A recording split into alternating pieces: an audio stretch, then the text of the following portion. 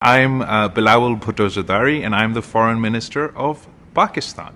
And I'm speaking to you today from the Meta offices in Singapore.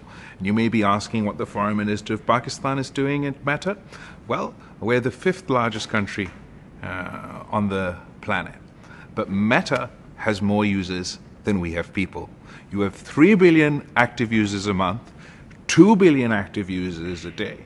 So any foreign minister worth their salt would first engage with Meta. I'd like to say a big thank you to Team Meta for hosting me here in their offices in Singapore today, and for working closely with us and with the government of Pakistan in order to expand the scope and outreach of Meta, of Facebook, of Instagram, of WhatsApp in Pakistan. And we're very happy to report that as of today, Facebook, or Meta's star monetization feature, will be launching, and which will mean that people who use Instagram or Facebook, who put their posts up, their videos up, now, based on the number of likes they get, or the number of stars they get, they can actually earn money off the videos, the material that they're putting up on Facebook or on Meta. This is in addition to the work that Meta is already doing